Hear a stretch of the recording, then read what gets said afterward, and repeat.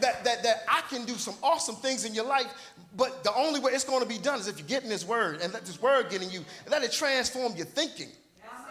Because as a man thinketh, so is he. Yeah, that it's not just what I think, it's how I think. And how I think has got to be shaped by the word of God. And so then when I shape my thinking by the word of God, then my thoughts are faith. So I can speak to the mountain, it can be moved. And cast in the sea. I don't have a question about it because now I begin to know who he is.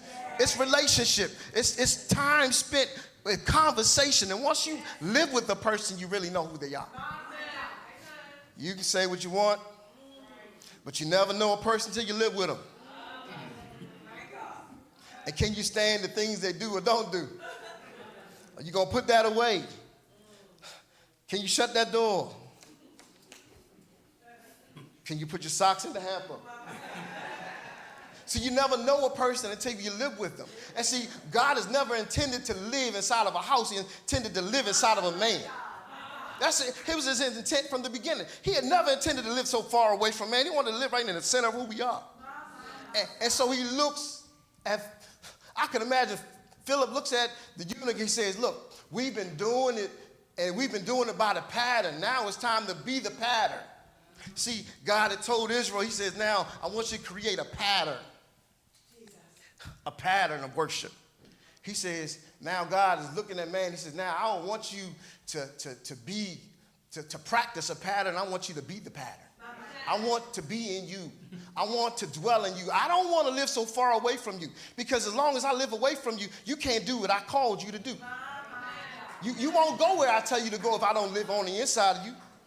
You're going to be every place where you're supposed to be. You're going to be thinking every thought.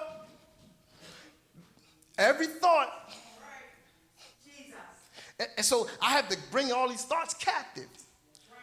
That's what Paul says. He says, bring all these thoughts captive, because they come against the knowledge of God.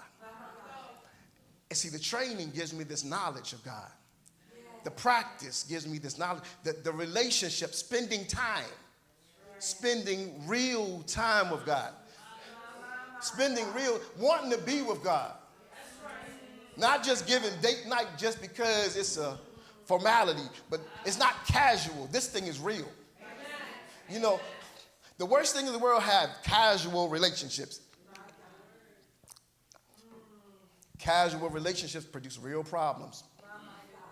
You know, having a work wife prevents real problems, because that's a casual relationship. See, it gives a little space for the enemy to get in there. And if he gets in there, in that casual relationship, say, oh, it wasn't nothing serious, until it turns into something serious. And so God says, I don't want you to have any other casual relationship with anybody else. He says, you won't have any other God before me but me. I want this relationship, this thing right here, I want this to be about us. Me and you and real. It's because I can't reveal anything to you if you're not having a real relationship with me. See, relationships are built off of intimacy. Intimacy, you see, you know.